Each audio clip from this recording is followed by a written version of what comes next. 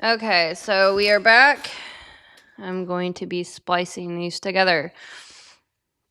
Audio seems to be doing very well, so that is a plus. All right, so I was getting ready to break down the 4 sides of the mind psychologically.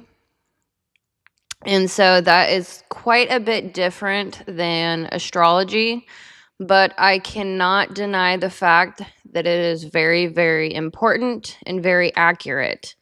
So I keep these two. I think this is the only real thing that is different between astrology and psychology. I put the 4 sides of the mind directly into psychology, into the ego, and then I box that in. Aquarian language here, Aquarius, Mercury, 11th house is my mind. So I box that in with the ego only. And then I use astrology for the actual subconscious, unconscious, and superego. That is my perspective. That is my opinion at this point. If anyone disagrees, hey, feel free. But anywho, psychologically, the INTJ or Aquarius, 4 sides of the mind. We have the ego as the INTJ, the strategist, the subconscious as the ESFP or Leo, also known as the entertainer. And then we have the unconscious, ENTP or Libra, also known as the visionary. Superego, we have the ISFJ, and that is an earth sign. So this is another thing that I ran into. Psychologically, there are 16 personality types, and then astrologically, there are 12 zodiac signs. So I find myself not using 4 of the personality types psychologically in astrology. So I only cover 12. And the ISFJ is an earth sign that I have not gotten too deep into yet. I am putting that to the side. And so I will eventually, after I get all of my 12 personality type large ebooks done, I will then get into the 4 personality types psychologically that I have not studied into as deeply. So that is a side note, and I want you to also be aware of that. But the superego, according to psychology for the INTJ, is the defender, and that is an earth sign. All right, so now we're going to get into astrology, and we're going to talk about the 11th house. The 11th house created the Aquarian energy. Everything 11th house encompasses what an Aquarius is all about. Well, Aquarius is known as the strategist, and then the quotation in astrology is I know. And then the 11th house represents our hopes and relationships through service, teams and groups, and friendship. This is the house of friends, hopes, and wishes. Unlike its opposite house, the 5th house, which is Leo. Now we are finding Leo in the subconscious psychologically, and then in astrology, it is considered the opposite house. So Aquarius being your ego, your opposite house, which is the 5th house of entertainment and fun and creativity, you're always going to find these two energies pulling because they are opposite. It's like the yin and the yang. So you're going to find qualities of Aquarius and Leo, and you're going to find qualities of Leo and Aquarius. Don't ever forget that. All right, so the 5th house, which is concerned with immediate, the 5th house is concerned with immediate pleasures. The 11th house has to do with long-term dreams and goals and with intellectual pleasures. So the 11th house governs your involvement with groups and organizations. It indicates the kinds of friends and acquaintances who can best further your interests in objects in life. It is the 11th house is the house of idealism and vision, has a great influence on your material success in life. And we will find that out with Saturn and Mercury. So the 11th house represents friends, hopes, wishes, long-term dreams, goals, intellectual pleasures, idealism, and vision. It is how we conduct ourselves in the public arena and with groups and organizations that have to do with your work, profession, or family, clubs, societies, political associations. It is our ability to enjoy other people and, on the highest level, how everyone can work together with each other, but also understand that they are also individuals. So, how did we get here? The 11th house, or Aquarius, also deals with the unknown and unfamiliar. It's the far out. Aquarius is the eldest of the air signs. And in, I think, the next section, I will be going over the air element, and I'm going to do the clash of the air signs. So I will get more into Gemini, also known as the ENTJ, Libra, the ENTP, and Aquarius, the INTJ. I will compare those, but the Aquarius is the eldest of those other air signs: Gemini, Libra, Aquarius.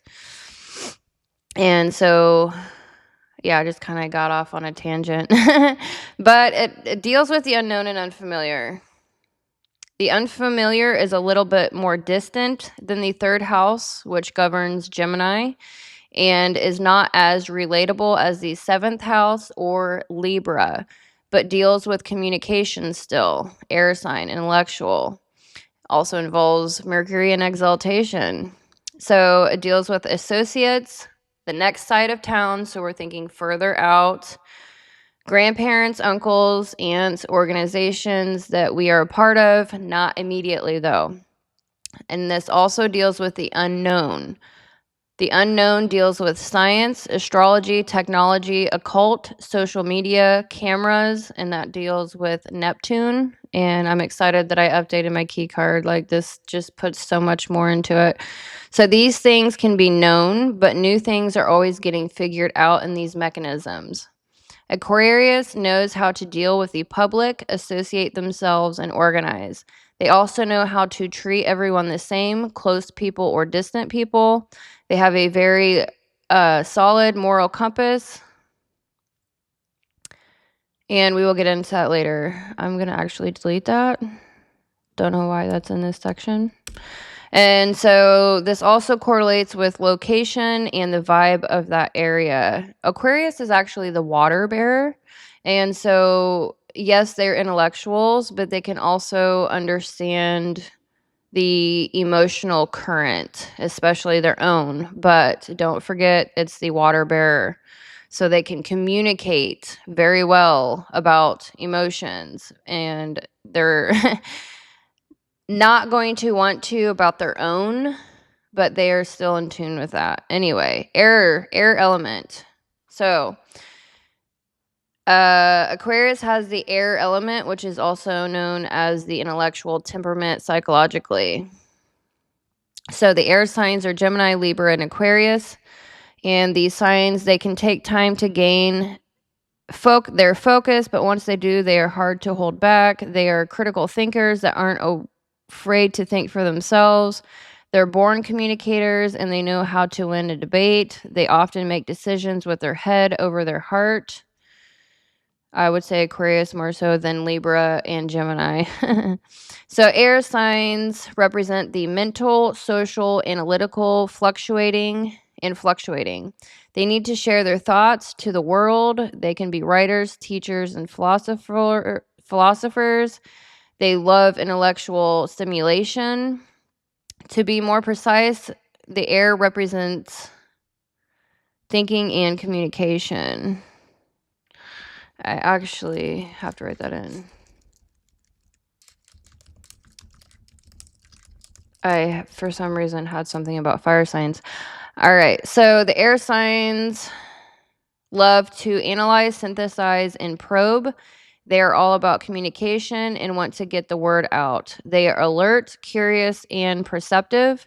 They can be inventive and clever. Air signs can be elusive and hard to read. And I also, where is that? Here. And then psychologically, I didn't write this in the book, but all of the intellectuals are abstract, pragmatic, systematic.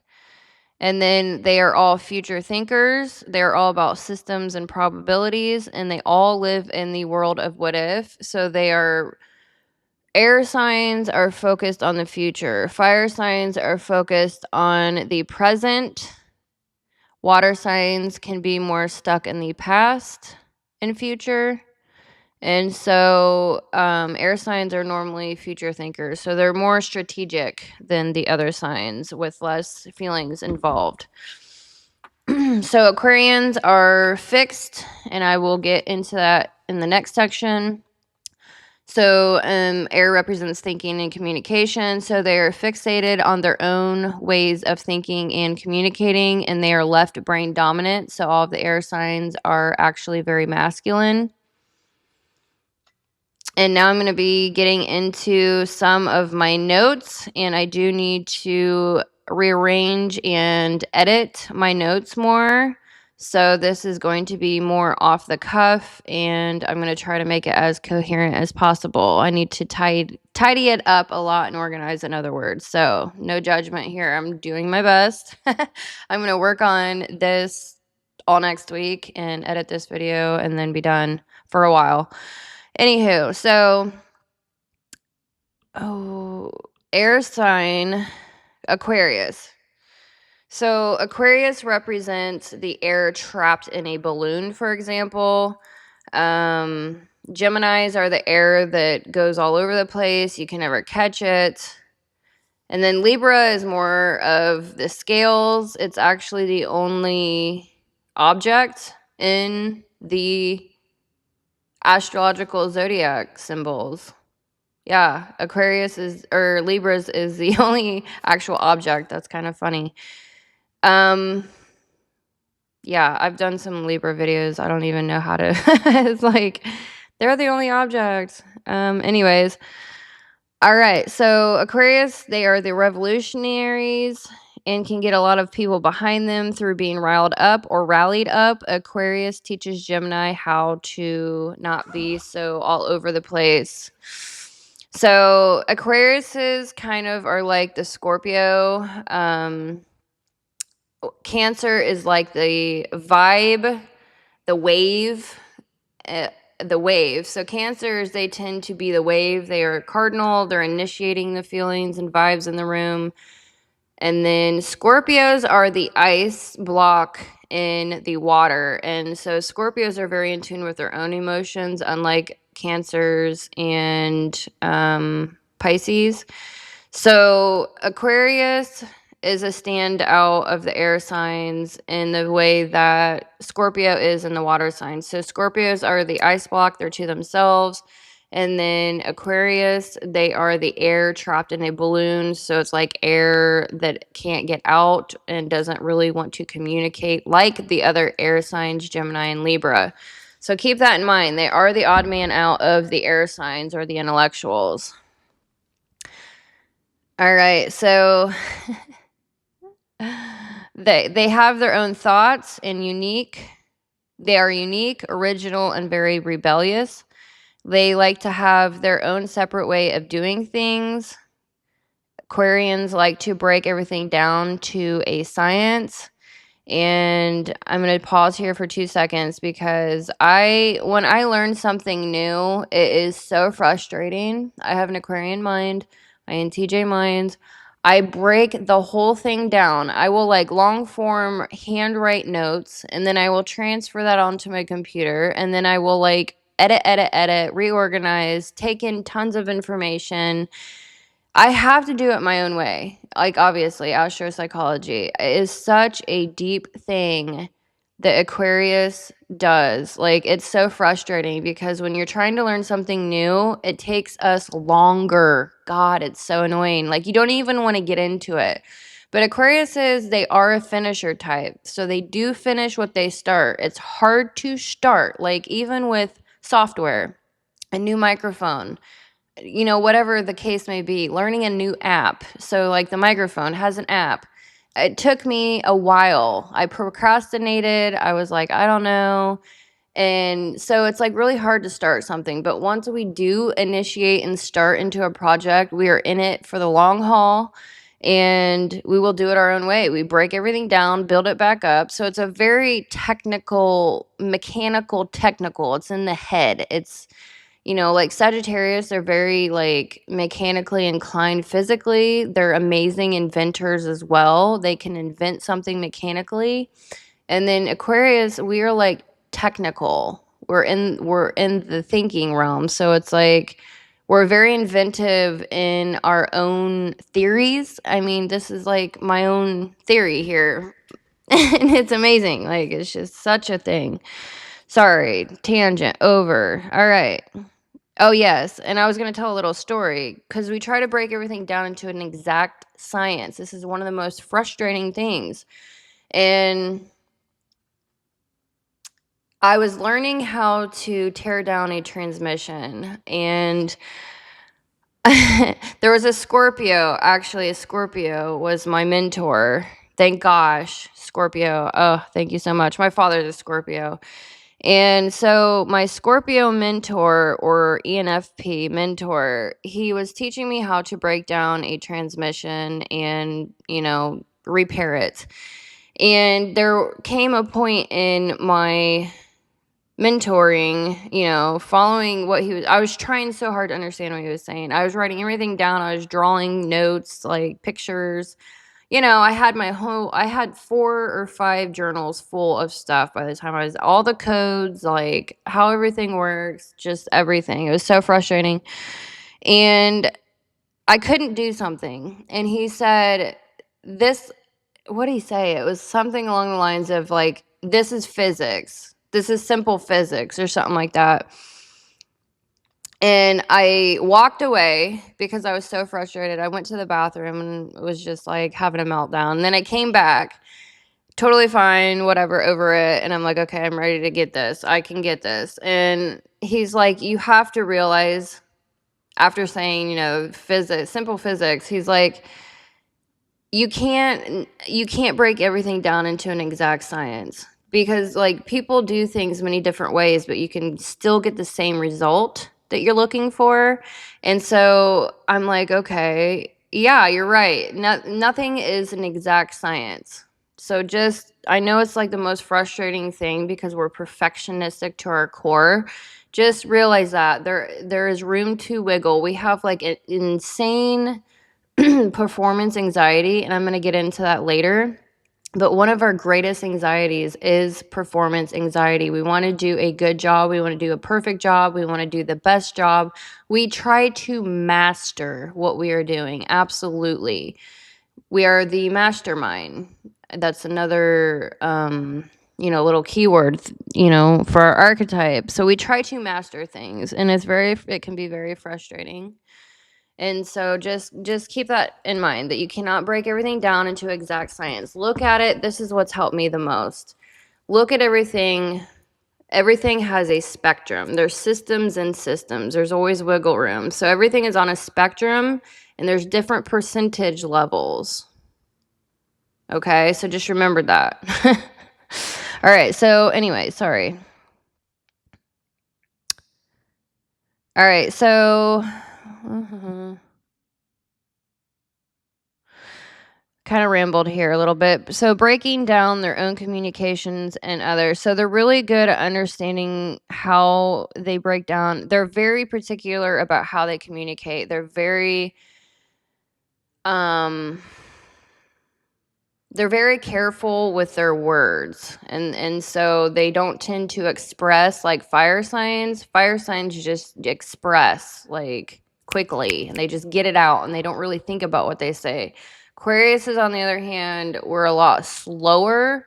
We're introverts, so we're a lot slower at responding to things because we sit and actually process it through. And so we are very particular with how we break down our own communication and others. So not only are we very particular about our own communication, we are looking into how others are particular about their own communication or not. And it's very hard to change an Aquarius's way of thinking. We're fixed on our own way of thinking. They allow themselves with others, but don't compromise themselves. So they're very aware of their own thinking and others' thinking. Do not tell me how I think, and do not tell me how I feel. I am my own human being. That's exactly how Aquarius thinks. They can see the separation. I am not you, and you are not me. We are individuals. So Geminis can be more to themselves. They're very, very social, but they can tend to be more to themselves. They don't want to be trapped and can jump in a group or be alone. Geminis try to see how others think, but also gets too stuck in their own thinking. They can seem not trustworthy. They communicate with everyone. They can act like they agree with everyone, regardless of what they make you think. Geminis, they're tricky. They're very tricky. It's the twins. They're always throwing you off their case. Geminis are always, you're never going to truly know what's going on with a Gemini. They're going to say something in a certain way to make you think something, and you're like, what? When you find out that's absolutely not it. So you'll never really know what's going on with a Gemini. It's the baby of the air signs. You'll never know who they are because they always talk a game. Until something hits the fan, and then you'll see who they really are, and then they'll hightail it anyways. That's Gemini energy. So Libras, they are more one-on-one in the relationships. They are the most relatable of the air signs. Libras are ruled by Venus, and that is the, loving Venus. It's Venetian. It's more of a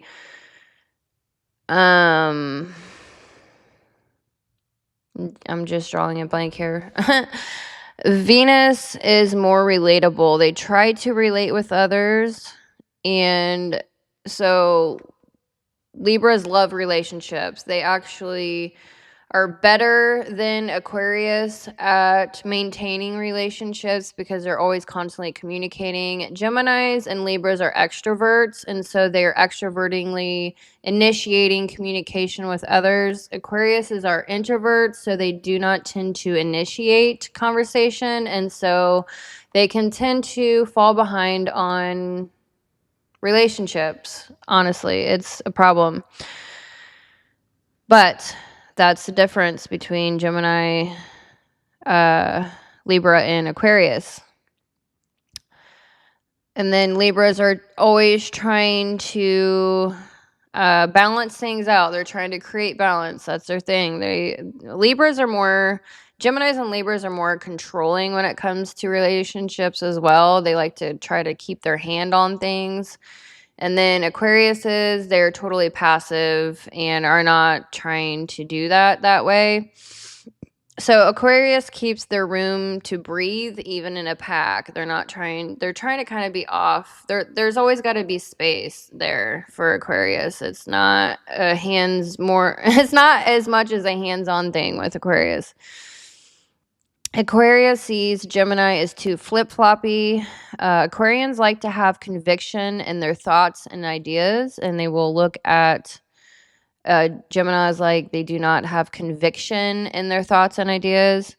And Aquarians really value that, like Aries and Scorpio. Aquarius likes to form routine and patterns.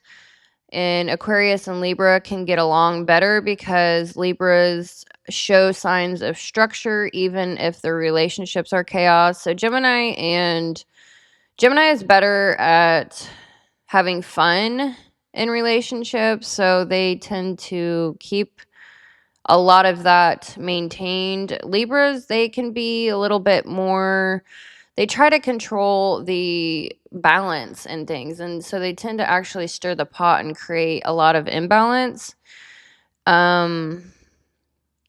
But Libras also have Saturn in exaltation, and so they're very business, they're very structured in their timing and scheduling. Unlike Geminis don't like that type of structure. So Aquarius and Libra can get along and respect each other in this area. Libras can be a little bit overbearing and clingy, talking too much. That's kind of how an Aquarius would look at a Libra.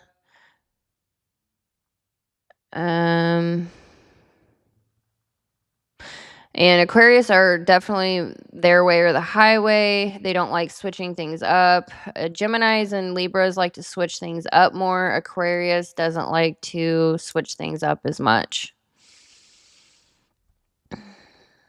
All right, so you have 3 different Mercuries. So when your sun sign is in Aquarius, your Mercury is either going to be prior, the same sign, or the sign after astrologically.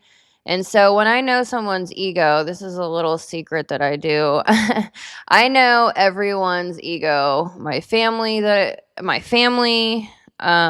friends, and then especially at work, I have to, especially supervisors. I know everyone's personality type. And I start astrologically, their month and day they were born. And so I look at their actions, and then when I get to know somebody, I can place where they're thinking their mind is through astrology. Because like you could just tell after you're around someone where their mind is at. And so Mercury, you've got Aquarius with their Mercury in Aquarius, their Mercury in Capricorn, or their Mercury in Pisces. So those are the 3 spots: Aquarius INTJ, Capricorn ISTJ, or Pisces INFJ. Those are the variations, the larger variations of Aquarius. I don't know if I'm going to really break that down, but I just wanted you to be aware of that. Next, I'm going to go into the fixed modality, and we are still in the temperament of Aquarius, or the INTJ. So this is astrologically. So the fixed signs are Taurus, Leo, Scorpio, and Aquarius. I should have done that. So Taurus, why am I drawing a blank? I'm drawing a blank. ES. Taurus. ESTJ. That was the second book. I drew a blank. So Taurus, the ESTJ, Leo, the ESFP, or Scorpio, the ENFP. They are also fixed signs. And then you've got Aquarius, the INTJ. Fixed signs fall in the middle of a season. Taurus is in the middle of spring. Leo is in the middle of summer, and Scorpio in fall. And then we have Aquarius in winter. And I'm going to break down the winter season for Aquarius because the seasons actually reflect a lot on how our personality is. It is an amazing thing to stay in tune with. I am a farm kid. My family farms. I have always looked at the seasons through farming, and I just always stay in tune with the seasons and the cycles. So astrologically, just our current planets, where it is, and then in reality, as in the seasons. So physically, you're experiencing how the different seasons are, and that goes into play with our personality type. If you pay attention to this, it is quite amazing. It just adds more flavor. So Taurus in the middle of spring, Leo in summer, Scorpio in fall, and Aquarius in winter. So it makes sense that they're the stabilizers of the zodiac. They are the glue.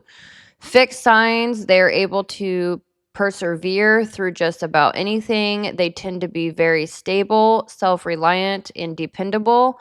They can be very stubborn and unwilling to back down from an argument. They know that often slow and steady wins the race.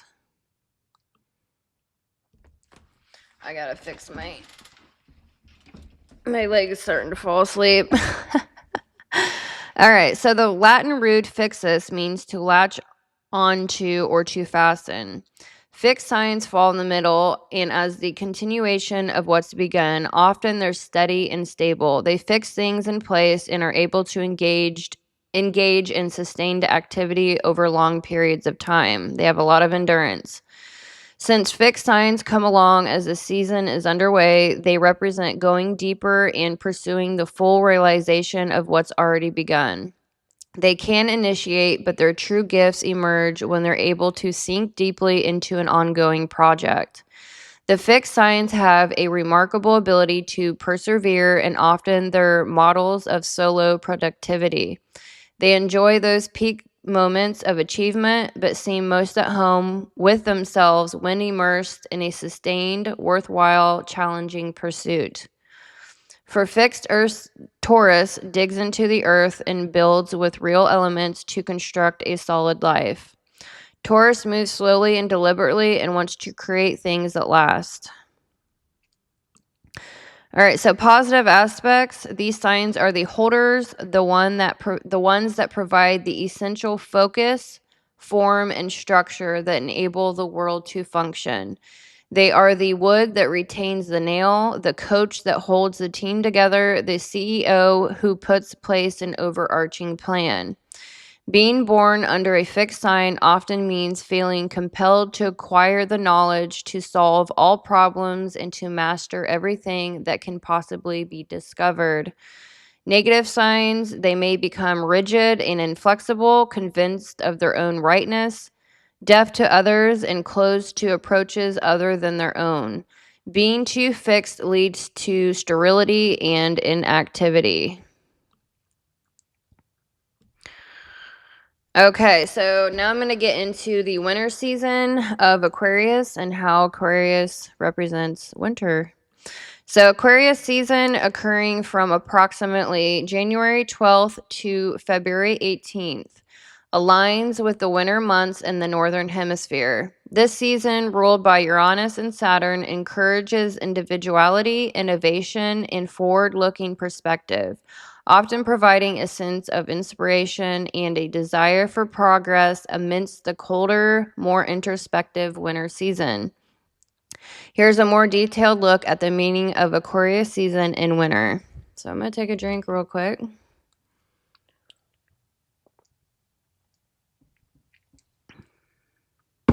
I'm rotating between 3 different drinks. It's ridiculous.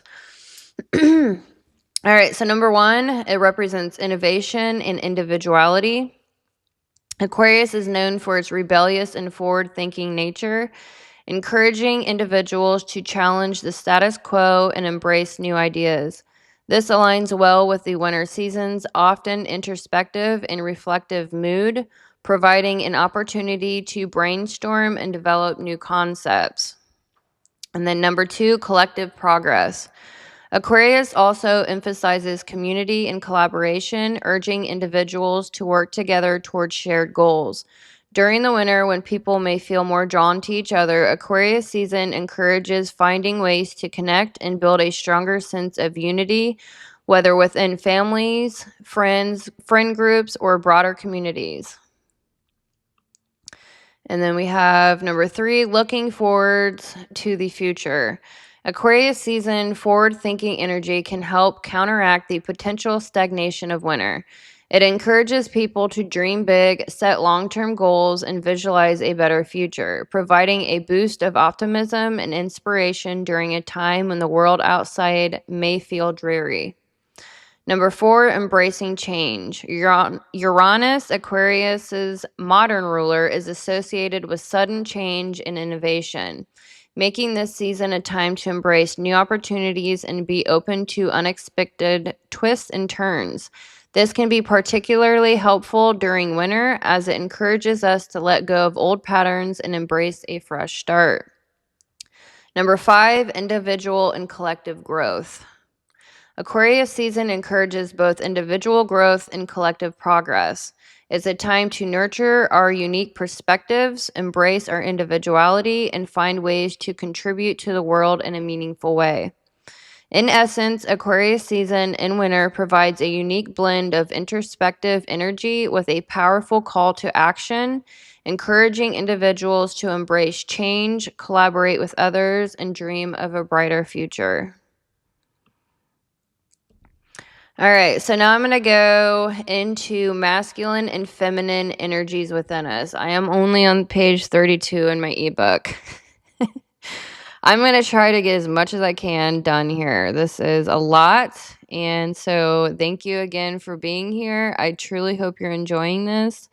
I am trying to be as organized and coherent as possible. This is just so much information. All right, so now I'm going to get into the masculine and feminine energies within us. And we all have masculine and feminine energies within us. I have studied this topic for a long time. But you can also look at this as masculine energy as being extroverted and feminine energy being introverted.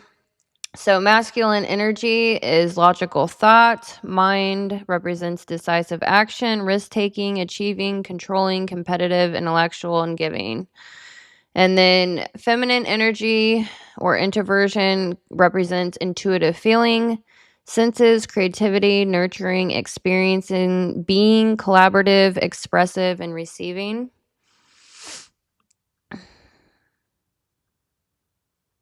So a disclaimer on these energies, we all have feminine and masculine energies within us. Neither energies are inherently bad.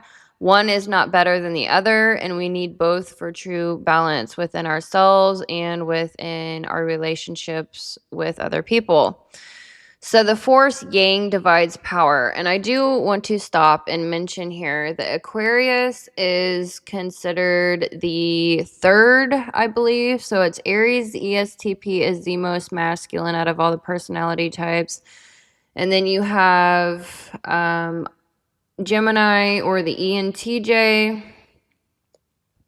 Then you have Aquarius, the INTJ, and then you have Sagittarius, the ISTP. Let me back up. I think it's Aries, Gemini, Sagittarius, maybe, and then Aquarius. So I don't know. It's all up for debate. But, anyways, Aquarius or the INTJ is top 4 masculine out of all the personality types. So even if you're a woman, you are still very masculine. And so here I am as a Aquarius Mercury and Aries rising. Believe me, I come off as very masculine, but I'm also Pisces, so it's a thing. I'm a pretty masculine human being. But hey, you can relate. Here we are. All right, so masculine, when you're leading with masculine, people will naturally look at you as a leader and someone with answers. You feel a lot of responsibility and can have insecurities about not winning or doing things right. And so masculine signs can really have imposter syndrome issues. So they're really wanting to win. They really are competitive and they want to do things right. So the leadership qualities may not be awakened in you, but others do see it within you. This could feel like a blessing or a curse. The masculine comes up with a lot of ideas and is known to be a starter or initiator. Masculine energy has no problem taking risks, but you need your feminine energy to balance the risk taking in order to nurture and see the project or idea through. Masculine is more ego and can struggle with seeking validation outside of itself. Masculine energy can get stuck in the head and ideas and not give themselves permission to feel. It's all about doing and logical. It's all about confidence, being focused, strong, stable, clear, assertive, and very goal-driven. Feminine is more patient and passive. It's internal energy, introspective, yielding, nurturing, right brain, and intuitive. So masculine is more left brain and logical. All right. In excess for feminine energy, you will become needy, confused, can be a martyr, and depressed. Excess masculine energy is being too forceful, rigid, domination, and anxiety prone. All right. So next, I will break down. So masculine and feminine energies are more of the spiritual, whatever you want to call it, realm. Still being debated that we have both masculine and feminine energies within us. Individually, it's ridiculous, whatever. So psychologically, I will break it down as extroversion and introversion. So Aquariuses are introverted, although they are very masculine. So extroversion, I'm going to break that down first. Extroversion is one of 5 core traits within the Big 5 theory of personality. Extroversion is characterized by sociability, talkativeness, assertiveness, and excitability. People who are high in extroversion tend to seek out social stimulation and opportunities to engage with others. These individuals are often described as being full of life, energy, and positivity. Subtraits: warmth, novelty, and excitement seeking, gregarious, assertiveness, cheerfulness, talkativeness, enjoying being the center of attention, action-oriented, friendly, and engaging. But Aquarius leads with introversion, actually. So Libras and Geminis are both extroverted, and they absolutely do not get drained by human beings. Unlike Aquarius, Aquarius can play like they are an extrovert, but then they will dive out and need to recharge their batteries alone. So introversion is described is characterized by being self-aware, reflective, taking time to make decisions, and can feel tired after being in a crowd. People who are more introverted tend to have fewer friends and associates, but form strong relationship with those friends they do have. Instead of seeking outward stimulation, they are content with their own company and tend to be more cerebral and reflective than extroverts. So subtraits of introversion: need to focus on one thing at a time to concentrate, feel comfortable being alone, prefer to write rather than talk, and oh my god, I'm a Pisces ego, Aquarius Mercury, and I can tell you I do not like talking on the phone. It is a terrible freaking thing. um It's awful. Like, I am terrible at talking on the phone. I've gotten better because I have intentionally worked on it. I had a job for 5 years where I was, like, on the phone with 3 different companies in one business. I'm happy I had that experience when I was younger. It has forced me, my family forced me business-wise and through hobbies to be more extroverted, but I'm still a hermit and introverted, so this is definitely just a humongous thing with introverts. There are less introverts than extroverts, and yeah, we're very misunderstood because of the introversion. All right, so introverts, they daydream or use their imaginations to work out a problem. They retreat into their own mind to rest. They need more time alone to recoup. They seem quiet and hard to get to know. Too much stimulation leaves you feeling distracted and unfocused. They like to learn by watching. Drawn to jobs that involves independence. All right, so that was a lot about temperament. You know, I don't know. I still like how I organized this, so I'm not going to say that necessarily. So that was a lot about temperament. Astrology, you have the air element, the modality was fixed, and then psychologically introverted, very masculine. And so now we're going to get into the temperament. What is a temperament? So our temperament determines how we find our place in the world. So temperamentally, they are considered the air sign and the intellectual. But I'm going to break down what the temperament is actually. So the temperament is a configuration of observable personality traits such as habits of communication, patterns of action, and sets of characteristic attitudes, values, and talents. It also encompasses personal needs, the kinds of contributions that individuals make in the workplace, and the roles they play in society. Each temperament has its own unique qualities and shortcomings, strengths, and challenges.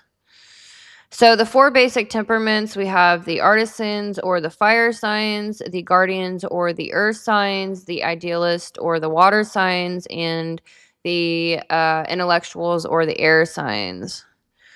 So the 12 personality types, you can break it down into the elements, the temperaments. All right, so breaking down the Aquarian temperament psychologically, so this is going more into the psychological realm. So psychologically, their primary interaction style, I'm going to have to make a edit. And I'm going to double check my work here. Quadruple check. Yes, okay. So, because I had to make an edit, I just wanted to make sure that I didn't have to make more edits, which I'm good. So, cross-referencing here.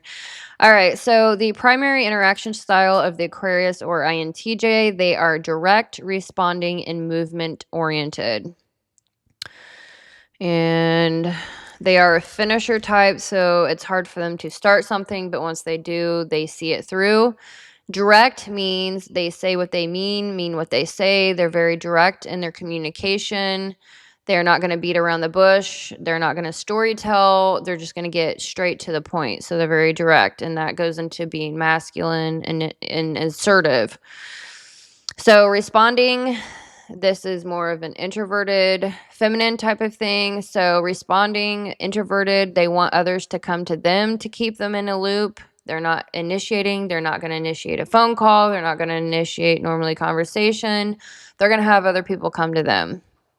And this is where a lot of the misunderstanding of Aquarius comes from, because they can seem like an extrovert, just like Pisces. Pisces and Aquarius, they both have huge social networks. They'll talk to anyone, but they are introverts, and that confuses people because then they will tend to back off and need their alone time, which confuses people. And then they are movement oriented. They want to stay engaged in projects and progress, movement. They're more movement oriented in the mind, not necessarily physically. And the intellectual temperament involves future thinkers, systems, and probabilities, and lives in the world of what if. And they are abstract, pragmatic, and systematic. So we are going to break down what those are. So there are 3 axes of distinction in language use within the secondary interaction. So we have abstraction versus concrete. So either someone's going to be abstract or concrete in the first axis. So abstraction is what Aquarius, they are abstract in their thinking. Abstraction is known to be attached to symbols, patterns, hidden meanings, what if this, and is open to possibilities. People using abstraction primarily are focused on what if scenarios and has high introspection. When you are informative, you're implying things with ideas, concepts. It's constantly asking questions to try to understand the meaning behind things. It sees reality or common sense as arbitrary. Abstraction with the idealism comes from a more feeling point of view or perception. So abstract is yin, while concrete is yang. You can look at it that way. And then, let's see. Yeah, okay. So, and then I'm going to get into what concrete is. So concrete is more about the tangible, what a person actually observes, and what is real. If you're more concrete by nature, you will more often think and talk about tangible realities backed up by sensory observation. Concrete people, their free thought time is likely filled with reviewing events, facts, images, memories, and how things look, feel, taste, and sound. And so that's the difference between abstract. You're abstracting things out in your mind mapping. Aquariuses are notorious for mind mapping, and it's more of a theoretical thing, and then concrete is more physical reality. And this is why Aquarians do not like to, well, Pisces more so, but time is a thing. Or is it? All right, so the second axis, we have affiliative versus pragmatic, and this is in their actions. So Aquariuses are pragmatic, not affiliative. So pragmatic focuses on, so the intellectuals and the fire signs are actually both pragmatic. Pragmatic focuses on what works, excellence in personal achievements, seeking outcomes, making decisions to reach those things faster. They are very autonomous and independent, getting things done on their own. They need freedom of actions regardless of rules, social rules, or norms and roles. It can be seen as selfish. because they do not ask for permission.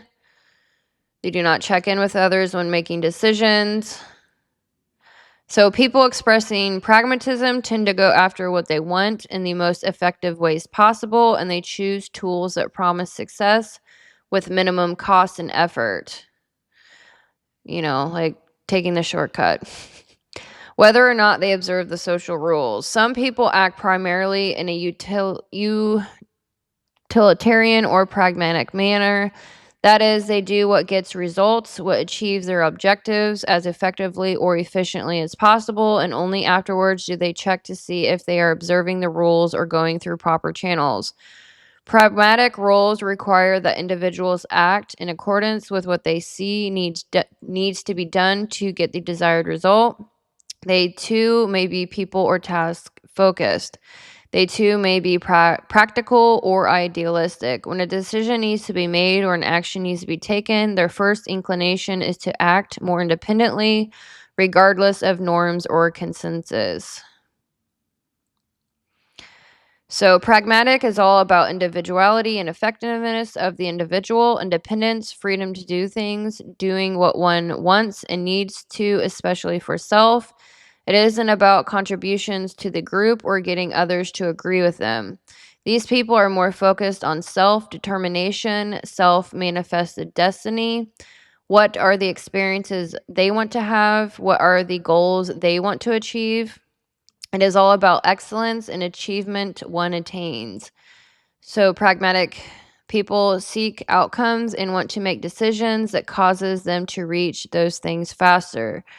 They're trying to be as autonomous as possible. Pragmatic people need the space and freedom to be able to take the initiative and to be able to get things done on their own, being who they are on their own. They want and need to be able to do these things regardless of their roles. Roles are arbitrary to them because they think they want to be rewarded on their excellence rather than their role. Within an organization, these people think that people should be promoted or held positions due to merit or excellence and effectiveness rather than time served. Excellence in the performance is very important to them. So these people care about their work ethic tremendously. They get really uneasy when decisions are made for them. They feel like their personal independence or personal sovereignty is threatened. Those things are very primary for pragmatic people. These people don't let obstacles get in their way. They can see affiliative people or the group as roadblocks. They can see others as slowing them down. And they tend to not ask for help. And then affiliative, so that is what Aquarius lead with, pragmatism. Affiliatives are the idealist or water signs and guardian earth signs. Affiliative people focus on what's right, priority of cooperation and agreement, want to check in with social norms and values of the collective group, family, work, community. They need to find roles and people getting along and sharing time served. And so affiliative people check in with the group when making decisions, unlike pragmatic people. So the final or third axis we have here concerns where people focus their attention. So we have structure or systematic versus motive or interest based, temperamentally speaking, within their social interaction styles. So Aquariuses are systematic. So systematic, the air signs are intellectuals and the earth signs or guardians are all systematic. Aquarius are systematic. So they understand systems and culture, actually. They have a method. They love having methods and expectations. They know what is at stake. They know the rules and processes. They need structure in a situation with clear processes, rules, outlines, mythologies, and models. They care about the order of things. They cannot function in chaos like motive-based people, and therefore they bring organization. So think in terms of systems, frameworks, models, labels, and focusing on what is the order of these things and how they are organized and sequenced and how do they fit together. What pieces are missing? They need a way of doing things or method. They're very methodical. Develop those things to problem solve. They like to create processes and they like to implement them as well. They like to outline rules and social norms. It deals with the scientific method and they use that as their model. They do try to build things for others. It's funny, I'm sitting here thinking I'm building this for other people to understand. That's very systematic. Like this, when you're writing a 200-page book and 14 of them, 12 of them, 200 pages, I can say, almost another one. So I probably have about 14, honestly. I probably have 14 200-page books that I've created so far. And so you have to be extremely systematic in order to pull that up. You have to be very, very organized. And you have to have a lot of perseverance. That's for damn sure. I'm laughing at myself. All right. So, they can get lost in all the details and miss the ultimate purpose, forgets the purpose of the interaction to begin with. They can be too focused on the details, and they need to remember that people don't always apply to their own systems. All right, so that's systematic. All right, so I'm going to take a break here, check my audio, and then I will get into an Aquarius recap. And then we will dive into breaking down each section of the ego, getting into the ruler, exaltation, left field, and fall astrologically, and then the hero child, or the hero parent child and inferior cognitive functions psychologically. So I'm going to do a little recap after this. And then I'm going to break down each of those sections in detail. So like and subscribe, leave your comment, thoughts, feelings, experiences in the comment section below. And thank you so much for your time. And yeah, see you in the next section.